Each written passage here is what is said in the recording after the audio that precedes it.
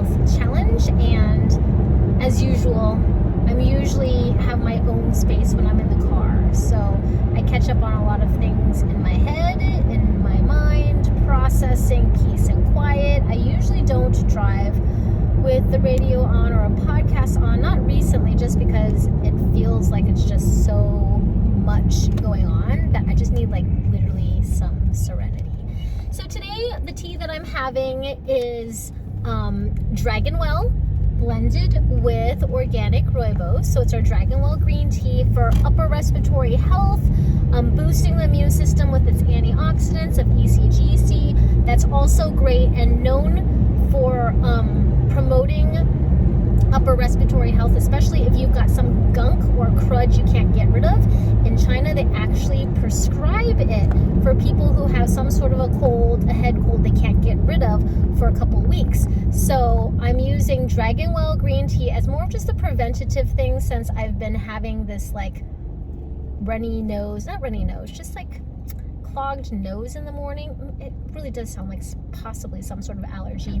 And rooibos, which helps with fighting allergies and inflammation. And so those of you who have caught up on those other videos where I go to the gym, and I didn't really show you much of the gym at all. It's my own private session and I have a trainer. So, you know, I want to devote as much time to the effective use of that investment, of that one-on-one time. So I'm not going to be recording things or what looks like, you know, I'm doing in the gym, but I have been very sore. On Sunday, it was very mild, but definitely sore. Saturday evening, I think I started being sore, which I was surprised because usually my delay onset soreness takes at least a day, but it was actually pretty immediate. And then carried on to Monday. I was pretty sore on Monday and Tuesday. And then yesterday, Wednesday, I was hauling buckets of honey, 5-gallon buckets of honey, and filling our honey warmer. And so with that, I think with the soreness, I kind of like tweaked, you know, just strained a muscle or something like that. When I was picking up the 5-gallon bucket honey and going up the step ladder to dump it into the honey warmer. For those of you who don't know, we are a tea company, an international award-winning tea company that specializes in tea and tea education, but we also make our own hot cocoa mixes. We also make our own Alaskan fireweed cream honey. We bottle thousands. Like there's an order for a hospital for 2,000 honey bear bottles. So we make all of it by hand. There's no machine that pumps it out or anything. The only machine is like to keep the honey warm from crystallizing because it's raw, local honey. And we also sell bee pollen that we package. We manufacture our own pyramid tea bags, and we make our own canned kombucha. So we've been making a lot of kombucha lately, probably because people are thinking about gut health. I've been drinking a lot of kombucha and have not been adding onto my additional, past my 64 ounces of fluid every day, because I'm taste testing the kombucha batches. We measure the pH, we make sure it's safe, and that it's not too acidic for people's liking. But honestly, for me, I'm so used to homebrewed kombucha that I can drink kombucha that's pretty acidic. And so we just have a lot of orders recently. But back to the Dragonwell green tea, again, just boosting my upper respiratory health, especially if I can't breathe, because I might possibly have allergies to dust or dirt or something like that. And then also rooibos blended with it, just to fight any other possible allergies, skin irritations. It's great for mosquito bites. I put it right on my mosquito bites. It's crazy. If I got a canker sore, I drink rooibos and it instantly numbs it as soon as it touches it. So I just figured, why not drink my 64 ounces for something that's going to prevent possible irritation, which all of those things, being sick, having a runny nose, having allergies, it totally compacts and strains your mental health. Then you have other people's stuff going on. You've got your employees' home life creeping into your work life, which, it happens. No matter where we are always the same person. So stresses, worries, anxiety, letting that pile up, it snowballs onto your team. I know a lot of you probably know exactly what I'm talking about because you might be going through this at your own job. The change of the seasons ends up compounding on people, on individuals that take it into, from their home life into their work life. And I know we all try to keep work and home life separate, but not because I'm an entrepreneur, but I've seen it over and over again happen for my staff that they are one single person. And whatever happens at home will affect their mental capacity of emotion, of stress, of feelings, of their lack of sleep, their physiological aspects. So everything that happens to you or happens around you in an environment, whether it's staying up too late and watching a movie at the movie theater and having fun, well, then I got less sleep and that affected my next day, right? I have people all the time who go, oh, but that doesn't affect my life. And I'm like, really? You just told me you're tired. If you just told me you're tired, that means you are not 100% effective for your day for the people around you. You cannot serve others around you at max capacity if you yourself are not at max capacity. And this is what I've been trying to tell people through the years, through my staff, through my customers, is that whatever happens in your life, the stresses of work or home or friends or family or pets or whatever it is, affects you. But what are you going to do about it? Because you only have so much capacity. And so when you want to say, I'm not going to deal with it right now, well, but you're letting it affect you. You are dealing with it right now. You don't want to 100% dive into the problem and take care of it and get it off your list, but it is affecting you. And it will affect how you interact with your customers. And it will affect how you interact with your coworkers. It has to be nipped. Whatever problems there are, you need to deal with them right away.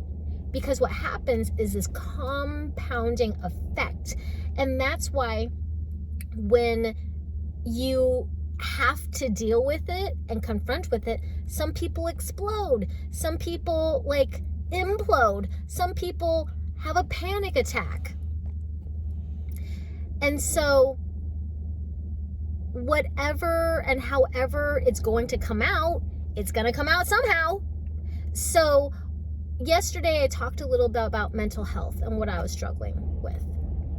And I still struggle with the stresses of everyone else. But I don't think people realize, as an entrepreneur, you are the person who is fighting in between the outside world. So say it's the customers versus your employees, and you're the mediator between all the possible drama, or you're the mediator between your employees because you're protecting and trying to fulfill the mission of why you are doing what you do. Doesn't matter if you're an employee, you still have a purpose and a meaning on what inspires you to give it your all every day. And so you're trying to hold fast and stand still in what you believe in and who you are, at the same time with battling the people around you.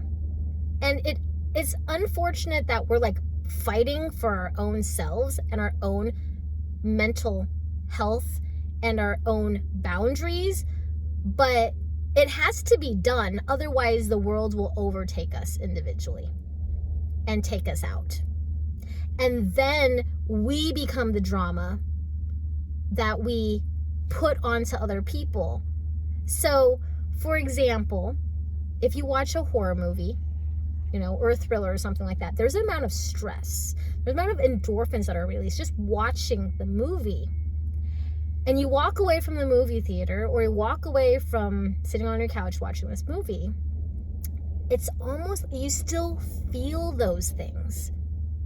And so you might be a little bit more jumpy and scared, right? Or you might be like a little bit more on edge. And you're like, oh, I shouldn't be. But you allowed that movie to affect you physiologically. It's science. It really is. So the same thing about whatever happens at home. And if you decide to panic and freak out on something you cannot control, and you put that to others and communicate it with others to affect your work life or whatever it is, that is you not necessarily helping the situation. And I understand people are there to support you and to help you, but I want all of you to know you affect each other. And it's time that people start to take responsibility on how they positively or negatively, unfortunately, affect other people. And so when we see all this terrible stuff going on, it's this snowball effect of tons of people affecting other people. Like how much news that we watch, how much bad news we watch, that will affect your mood with other people. And if there's a situation that you cannot control, that means you cannot control it. If there's nothing, you've done everything you can to a certain point, and there's nothing you can do to change the outcome other than to follow the guidelines of the doctor or follow the guidelines of the teacher or the psychologist or whatever it is, stop trying to be in control and freaking out when you cannot be in control. It's different if you can control the aspects of it and maybe sit down and logically write a list down of what you can control, but worrying about it is not going to add a single day to your life. In fact, it might shorten your life. And so I'm just saying this because and maybe this happens every spring. I should try to track this somehow. But it seems like people get really crazy during the spring when it's supposed to be getting nicer outside. It's not 40 below anymore. The snow is melting. There's so many positive things. And then people want to be ungrateful for the positive things. And I say when they want to be ungrateful is like if they're freaking out about things they can't control, then have you actually been thankful for the things that have happened and gone in a good way? Maybe not. So this is kind of like part 2 of my mental health reflection, because I can drink healthy tea all day long. I can get the right amount of sleep. I can get the right amount of exercise, but none of that's going to matter if other people's stresses leak into my life. If I'm just bombarded and attacked by all these things. So realize no amount of anything is going to help your mental health improve if the stresses overtake you. And so what do you do about those stresses? Well, I've been listening a lot to my business coach, and it was very interesting listening to her podcast about the capacity gap, because we only have so much time and we have so many hours in a day. There's only so much that we can do.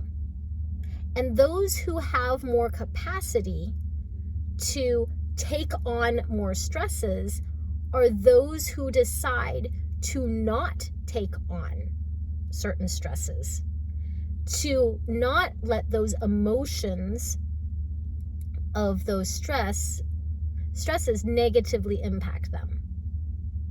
So it's kind of like not saying don't feel. It's not saying to not feel. It's not saying to not be sad, not be happy, or whatever those things are. But realize logically and call it out when something that you cannot control is taking away all of your energy. How someone else's actions are taking away all of your mental capacity.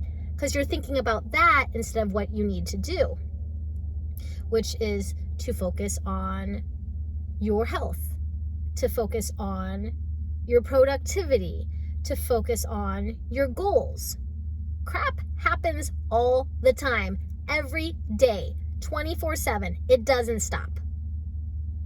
But what you choose to do with filtering in or filtering out the crap, which I like to call it drama, that is where you will find your strength, is to learn to differentiate what you will accept for your mental health and what you will not. So anyways, so I've been thinking about that a lot recently. Last night, I just kept having nightmares all last night about blood. I don't even know why. Like, I was bleeding everywhere. Then, like, I do not like horror movies. Then I was like, somebody else was bleeding. And every time I fell back asleep again, it was just a lot of blood. And usually it really, really disturbs me and like just wakes me up. But this time it was just like, I was like in the blood and I was dealing with blood. And maybe that's what it was. My subconscious was telling me about all the crap that is coming my way and to just like logically deal with it. Filter it in, filter it out, take care of the most priority items first, because it just keeps happening. So maybe that's what my lesson is from my crazy nightmares last night. And then also, I've been doing pretty good about having breakfast. So I'm still eating those pot sticker things that my dad made. Today I bought everyone cinnamon rolls. And what did I eat for lunch? I had a cinnamon roll. I think that's what I had, was a cinnamon roll, like a gigantic cinnamon roll from Laray's, because we dropped off their order there. I'm about to drop off another order for Juno at Alaska Air Cargo right behind me. And, you know, one thing that I can't measure is my steps. And I know I take a lot of steps every day, but since I do not carry my phone with me, and it's a personal choice. First of all, my phone is way too big to fit any of my pockets, my fake pockets that aren't even in my pants. Yeah, I know, women's pants and fake pockets. But anyways, I don't carry my phone with me, so it doesn't register my steps. And so I was thinking maybe after these 30 days, as a reward of completing these 30 days, I would maybe buy like an Apple Watch or something like that to record my steps, to actually know how much walking I do, which is actually a lot. I hardly sit at all. In fact, sitting makes my hips or my pelvis like misalign. Like, I'm not used to sitting for long periods of time. So I don't prefer sitting. I prefer standing, doing things, walking here, walking there, helping customers on the floor, all sorts of things. And so I'm thinking that might be a good thing to invest in, just purely for, you know, measuring my steps and knowing how many steps that I get in. But as for now, you know, this whole daily routine of keeping up with my sleep, my fluids, my meals, my vitamins, which I've done so far today. And then next, working more on nutrition after this habit starts to form will be very interesting. So, so far everything's going okay. It's very interesting that this far in, on my 30-day health challenge, that I'm thinking more about mental health, because I think that's where it distracts me, and that's where I stop eating, and that's where I stop sleeping, and I start putting all of my mental energy into worries that I can't control because of somebody else's decision. So think about that. I encourage you to think about that, and think about your capacity to take on that type of stuff. Does it drain you mentally? Do you feel exhausted physically because of the mental load of worrying or being anxious or being stressed? How do you deal with stress? Do you even deal with it, or do you just shove it down deep inside until your body can't take it anymore? And that's probably one thing that I do too, is that I just take on the mental stress and slightly freak out on other people So what I'm doing is perpetually like spreading other people's stress, almost like a virus, like passing it on to people. So I would like to not do that as much. I want to be more logical, maybe start writing things down. I know these deliveries have helped me to have some mental health space. So just to think and process it. And that's what I think I need to do, is start thinking and processing it. I just processed it with you today. So hope this thing was a bit encouraging and thought-provoking. How do you handle stress? Like right below how you handle stress. And are you feeling more stressed in the springtime, like in April? Have you noticed that pattern? Because I'm curious to know if other people feel the same way this time of year than any other time of year. And then also, if you like these videos, make sure you hit the thumbs up button on our YouTube channel and hit the subscribe button for our Sipping Streams YouTube channel, because I do put out other content about tea out there, and so that way you get notified when I post a video about tea and health and anything else like that. So thanks so much for watching today, and I'll see you in tomorrow's video.